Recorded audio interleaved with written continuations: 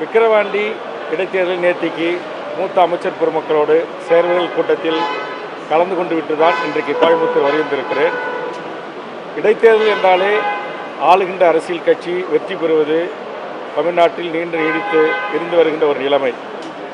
ஆனாலும் இந்த இடைத்தேர்தலை பொறுத்தவரையில் திராவிட முன்னேற்றக் கழக அரசு தொடர்ச்சி மக்களுக்கான பல்வேறு நலத்திட்டங்களை செயல்படுத்தியும் மக்களின் அன்பை பெற்றிருக்கிற காரணத்தினாலும் வலுவான ஒரு கூட்டணியை தொடர்ச்சியாக 3 பொதுத் தேர்தல்களில் மாண்புமிகு தமிழக முதலமைச்சர் அவர்கள் தலைமையேற்று வழிநடத்தி அந்த மகத்தான வெற்றியை தமிழ்நாட்டில் தொடர்ச்சியாக தக்க வைத்துக் கொண்டிருக்கிறார்.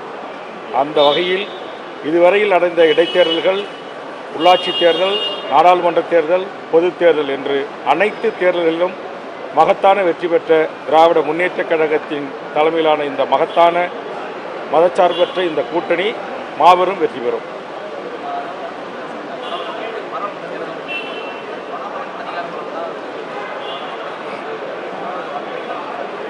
யார் சொல்றது? எதிர்கட்சிகளுடைய யாராவது குறிப்பிட்டு இப்படி சொல்லியிருக்காங்கன்னா அந்த கட்சியினுடைய பேக்ரவுண்ட், அவங்க கடந்து வந்த பாதை, கடந்த காலங்களில் அவர்கள் எப்படி வெற்றி பெற்றார்கள் என்பதை குறித்து என்னால் பதில் சொல்ல முடியும்.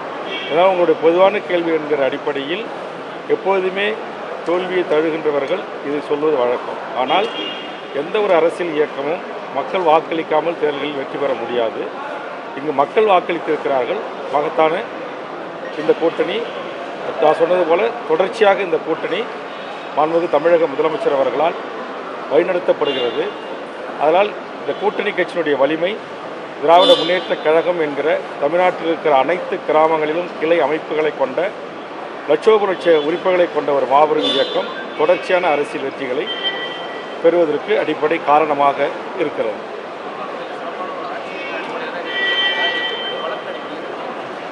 இரண்டும் சேர்ந்து தான் வெற்றி அடைய முடியும். வெறும் கூட்டணி கட்சி பலம் மட்டுமே வெற்றி பெற முடியாது. கூட்டணி கட்சி தலைவர்கள் நாங்கள் போய் வாக்கு கேட்கின்ற போது முகம் சுளிக்காமல் எங்களை வரவேற்று வாக்களிக்கக்கூடிய மனநிலைக்கு மக்கள் வர வேண்டும்.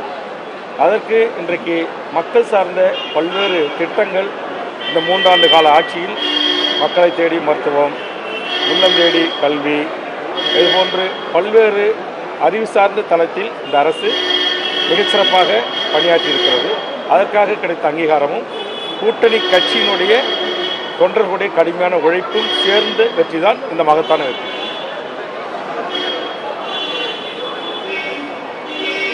இப்போது பொறுத்தவரையில் 3 தேர்தல்களை சந்தித்திருக்கிறோம். தொடர்ந்து திமுக தலைமையிலான இந்த கூட்டணியை மாண்புமிகு தமிழக முதலமைச்சர் அவர்கள் அரவணைத்து அன்பு செலுத்தி அவர்களுக்கு உரிய பங்கிடங்களை அழைத்து செல்கிறார். அது தொடரும் என்று நான் கருதுகிறேன்.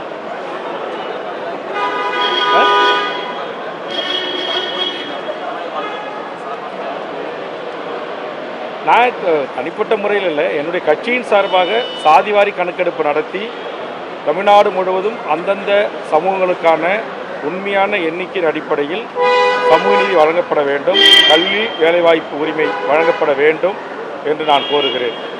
குறிப்பாக இன்றைக்கு தமிழ்நாட்டில் வெளி மாநிலத்தவர்களுடைய ஆதிக்கம் அதிகரித்து தமிழ்நாட்டு மக்களுக்கு கிடைக்க வேண்டிய நியாயமான வேலைவாய்ப்பு உரிமை பறிக்கப்படுகிறது. தொழில் வணிக வளம் தமிழர்களிடமிருந்து தட்டி பறிக்கப்படுகிறது. இதில் தமிழ்நாடு அரசு மாண்புமிகு தமிழக முதலமைச்சர் அவர்கள் கவனம் செலுத்த வேண்டும் என்று நான் வலியுறுத்தியிருக்கிறேன். ஏற்கனவே வேலைவாய்ப்பு உரிமையை பொறுத்தவரையில் நான் முன்முயற்சி எடுத்துக்கொண்ட அடிப்படையில் தான் இந்தியாவைச் சேர்ந்த புரிதொரு எந்த மாநிலத்தைச் சேர்ந்தவர் வேண்டுமானாலும் டிஎன்பிசியில் தேர்வு எழுதி தமிழ்நாட்டு அரசு பதவிகளில் நேரடியாக வந்து உயர் பதவிகளை அமரலாம் என்று தமிழ்நாட்டின் கதவுகள் திறந்து விடப்பட்டிருந்தது. அதை வேல்முருகனாகிய நான் சட்டமன்றத்தில் கொண்டு வந்த சிறப்பு கவனஈர்ப்பு தீர்மானத்தின் அடிப்படையிலும் முதலமைச்சருக்கு தொடர்ந்து உரிய அழுத்தங்களை தந்தும் கடந்த கூட்டத்தொடரில் தமிழ் வழியில் பயில்கின்ற மாணவர்களுக்கும் தமிழ்நாட்டை தாயகமாக கொண்டு வாழ்கின்ற மாணவர்கள் அதில் அதிக இடங்களை பெற வேண்டும் என்கிற அடிப்படையில் தமிழில் 40 மதிப்பெண்கள் பெற்று தேர்ச்சி பெறுவர்களுக்குத்தான் இனி தமிழ்நாட்டு டிஎன்பிசியின் வேலைவாய்ப்பு கிடைக்கும் என்கிற ஒரு வரலாற்று சிறப்புமிக்க சட்டத்தை கொண்டு வந்தவன் நான். அதை நிறைவேற்றி தந்தது மாண்புமிகு தமிழ்நாடு முதலமைச்சர் அண்ணன் தளபதி அவர்கள். ஆக இதுபோன்று மக்கள் சார்ந்த விடயங்களில் என்னுடைய கோரிக்கைகள் ஏற்றுக்கொள்ளப்பட்டிருக்கின்றன. ஆக மாணவர், தொழிலாளர், இளைஞர், விவசாயிகள் என்று பாதிக்கப்பட்ட மக்களின் குரலாய் எமது குரல் ஒலிக்கிறது. அந்த அடிப்படையில் தமிழ்நாட்டு மக்களின் பல்வேறு பிரச்சனைகள் மாவட்ட அளவில் இருக்கிறது, மாநில அளவில் இருக்கிறது. இப்போது என் கண்முன்னே இருக்கிற மிக முக்கியமான பிரச்சனை சமூக நீதி பிரச்சனை. அதனால் சாதிவாரி கணக்கெடுப்பு நடத்தி அந்தந்த சாதிகளுக்கு ஏற்றவாறு சமூக நீதி கிடைக்கப் பெறுவதை உறுதி செய்ய வேண்டும். மாநில அரசாக இருக்கிற பீகாரில் நிதிஷ்குமார் அவர்கள் அதை நடத்தி காட்டியிருக்கிறார். கர்நாடகம், ஆந்திரா தற்போது தொடங்கி நடைபெற்று கொண்டிருக்கிறது. அது சமூக நீதி கோட்பாட்டின் வழிவந்த மாண்புமிகு தமிழக முதலமைச்சரான தளபதி அவர்களும் சமூக நீதி அரசாக நடத்துகின்ற இந்த அரசு உடனடியாக சமூக நீதி காக்கின்ற வகையில் சாதிவாரி கணக்கெடுப்பு தான் அவசியம், தேவை என்பதை நான் வலியுறுத்துவேன். அப்படி சொல்ல முடியாது. நான் சட்டமன்றத்தில் கேள்வி எழுப்பியிருக்கேன், முதலமைச்சர் அதற்கு பதிலளித்திருக்கிறார். அதற்கான உறுதிமொழி சட்டமன்றத்தில் மாண்புமிகு முதலமைச்சர் அவர்களால் கொடுக்கப்பட்டிருக்கிறது. நேற்றுக்கு விக்கிரவாண்டி பொது மேடையிலே வைத்து நான் இந்த கோரிக்கை அரசுக்கும் கூட்டணி கட்சி தலைவர்களுக்கும் குறிப்பாக மூத்த அமைச்சர்கள் அத்தனை பேர் அமைந்திருந்த அவையிலேயே ஏன் அதை நேற்று அந்த கூட்டத்தில் நான் முன்வைத்தேன் என்றால், மாண்புமிகு தமிழ்நாடு முதலமைச்சர் கடந்த முறை நடந்த இடைத்தேர்தலில் கண்டிப்பாக சமூக நீதி இங்கு வழங்கப்படும், சாதிவாரி கணக்கெடுப்பு நடத்தப்படும் என்று அறிவித்தார். அதை நீங்கள் அவசியம் செய்ய வேண்டும் என்று சொன்னேன். சட்டமன்றத்தில் நான் கோரிக்கை வைத்தபோது கண்டிப்பாக இந்த அரசு சமூக நீதியை காக்கும் என்று உறுதியளித்திருக்கிறார். அதை காப்பதற்குரிய நடவடிக்கைகளை கண்டிப்பாக இந்த 2 ஆண்டு காலத்தில் மேற்கொள்வார் என்று நான் நம்புகிறேன்.